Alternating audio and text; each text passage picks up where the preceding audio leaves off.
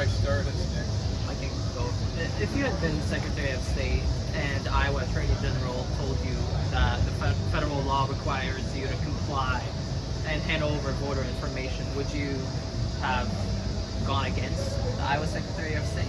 Well, I think I would have had a lot of reason to be skeptical about that, considering the Trump administration requested the same data back in 2017, and Paul Payton said no then. So my biggest question is then what has changed since now and then? Privacy laws haven't changed. I think it's really Paul Payton, his decision-making that's changed. Back then, he was willing to stand up for Iowans. Today, he's not, and I really want to get to the bottom of the line. Would you push back on the Iowa Attorney General? Absolutely. I mean, it's clear that we were not required to hand that information over. There have been 30 court cases, or 30 states that have fought it. 22 of them have been thrown out so far. So I think it's pretty clear that he was not, in fact, required to hand that over. I absolutely would have pushed back, whether that was coming from the administration or from our own Attorney General. The Secretary paid right to sue for access to USCIS records to compare to voter lists? I think it's important that states are working together to make sure that we're not overlapping where voters are, and whatever database is available to do that, I think we should be pursuing. I think programs like Zurich will be very productive. I'd like to see us working together with other states to get back in. I guess, what's your biggest concern with the Secretary of State handing over that voter data? I guess, what concerns you about that? One is the whole premise of having a government that's working for us. That's the biggest thing. I think it points to the fact that Paul Payton is less concerned with doing what's right for Iowans than he is concerned with doing what's right for the administration and partisan folks in D.C. As far as what they're going to do with that data, I think that's still a big unknown. I think we've seen in recent years the federal government's not always the most trustworthy actor when it comes to using our data and the things that they're pursuing. I think we should be worried about what kind of picture they're trying to build, what actions they'll take when it comes to trying to unduly influence administrations from elections from a federal level. Yeah. You've mentioned the early voting window and how it's narrowed under Republican leadership, but Republicans would argue and counter, look at the voter turnout that we've seen in elections since then. I guess, how do you respond to that? Republicans saying, look, we've narrowed the window to for so-called election security and integrity, but it hasn't done anything to hinder turnout. Yep, you can look at the broad turnout numbers, right? And that may be the case, but the fact of the matter, the right to vote is a right. If 95% of the people can get out, that's incredible voter turnout, but there's still a portion of the population that is prevented from voting because we have a shorter window. I don't see how going from our previous period down to a shorter period now benefited anyone. The same amount of work has to be done. We have a shorter amount of time to do it. Ballots need to be ready further in advance anyways to comply with federal voting rules for the overseas troops. So I don't see what benefits to shorten it. I don't think it improves security, it just hinders accessibility. And I think we have to make sure that we're focused on doing both of those things, running an election that is both secure but also accessible. And we can do both of those things. It's absolutely not an either choice. Can you talk a little bit about how your background, maybe specifically your military background, translates into this role and working as a Secretary of State? Yeah, a piece of it is absolutely just a commitment to service that I think I've shown throughout my career. That's incredibly important to me. Another piece of it is experience running programs, managing programs, leading people, and making decisions. People ask me about what the job of a pilot is. A piece of it is absolutely the stick and rudder skill, learning how to fly the aircraft. But the biggest thing you get paid for as a pilot is decision making around risk, constantly balancing the severity and probability of various risks that happen by the second when you're in the aircraft, and making sure that you're balancing those, making decisions that let you accomplish your mission but do it safely. I think that career based around risk mitigation and decision making really will serve me well as Secretary of State or any role that involves making decisions around risk and leading leaders.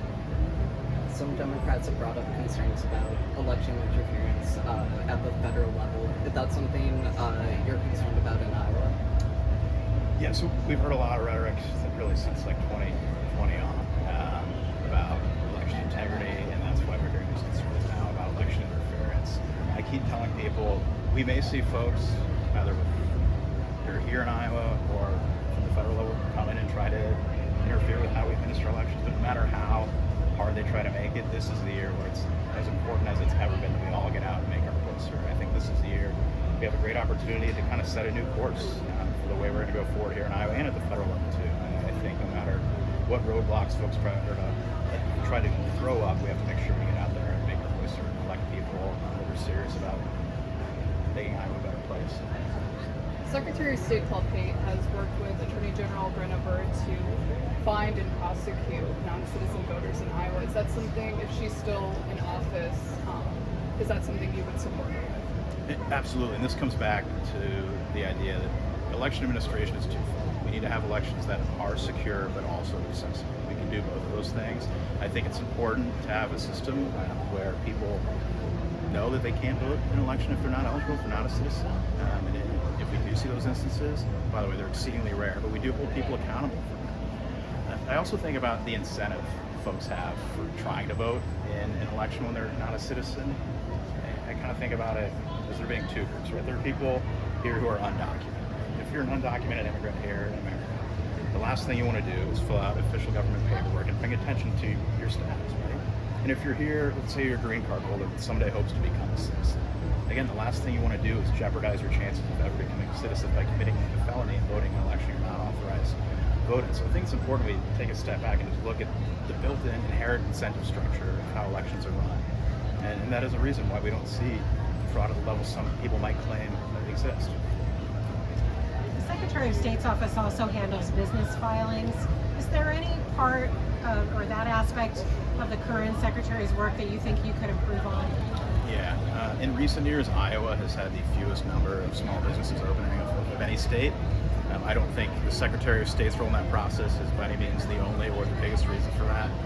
But the number one thing I want to address, and this absolutely applies to the business service side of things, but it applies to everything across the board, is improving our level of customer service with the Secretary of State's office. It should be easy to get a hold of someone on the phone when you have a question, when you want to start a small business, if you want to register to run as a candidate for an elected office, and any question you have, it shouldn't be hard to get a hold of someone in the Secretary of State office. And right now, it's not necessarily the case. If you want to register your business online, that should be easy too. I think in Iowa we do things better than some states, but there's some states that do things a lot better. So I want to make sure that if you're someone in Iowa that wants to take that jump, go out there, start your own business, that the paperwork you have to do for the government is not one of your biggest headaches when you've got a million other things you're thinking about. So really, the biggest thing I think we need to improve on there is the customer service aspect. How long of an early election voting window are you proposing? So we used to have 40, we're down at 20 now. I'm not so naive as to believe that I can unilaterally change that on my own, but I will advocate to the legislature to make it as long as we can. And if we can't expand the window right away, if there's pushback in the state legislature, I think at the very least, we need to help our county auditors out by making sure we can send out absentee ballots before day one of that 20-day period. What about voter attestation? Would you advocate for bringing it back? You know, I think we should, and here's the reason why. In Iowa, so many of our communities, you know, you show up to vote in your precinct. You know the people that live around you. You know your neighbors. There's no evidence of fraud being committed because of attestation. I ran into this when I was volunteering on campaigns back in 2024. There was a lady in Davenport. I was knocking on her door on election day, and she was distraught that she wasn't going to be able to get down and vote for her preferred candidates. And I was happy that I could let her know she could bring her daughter who lived a few houses down with her, and she could attest to the fact that she was who she said she was. And I think we need to be making decisions based on the facts, and the fact of the matter is that has not led to voter fraud. This isn't directly related to your campaign, but there are a whole lot of Iowans who have spent time on an aircraft carrier in the Middle Yeah. East, and you have. So I need to ask you if you have any thoughts about what's been in the news about conditions on the ships. I have. As a singular occurrence, most of those things aren't that uncommon. It's terrible to see folks that have been out there for so long without a port call, without having a clear end in sight, and I know that's changed now. Those things sort of pile up, they get fixed, but it's a long, hard time to be away. And actually, up until today, my brother was on the weekend. He was getting out of the Navy soon, so he was able to fly off today to start transition. But it's been a rough road for him, and it's been rougher for some of the other sailors on the weekend. I think we need to keep that in mind when we're sending troops to any sort of conflict zone. I feel for those guys and gals, having spent a good chunk of my life on an aircraft carrier. I also imagine it's got to be hard when you know, or when you see that, in my view, and I'm not speaking for anybody that's actively able to deploy out there, but I don't see a clear, good strategy for why we're there. I don't see any clear outcome for any clear outcome to the situation we're on currently that's better than the status quo before. And I imagine that does make it hard for people to know that, 250 days underway without a port call, and who knows how this is going to end in the back. And I'm super happy that they're starting to make their way back home, but it's rough, and I think we need to keep in mind the well-being of the sailors and Marines that are out there, and make sure that we're not overworking our people. Like I loved most of my time in the Navy. It wasn't always fun when you're on the boat. Folks that have experiences like this, I would imagine it's going to be less likely they're going to want to continue serving, and we should absolutely keep that in mind for the long-term health of the force. Thank you very much. Absolutely.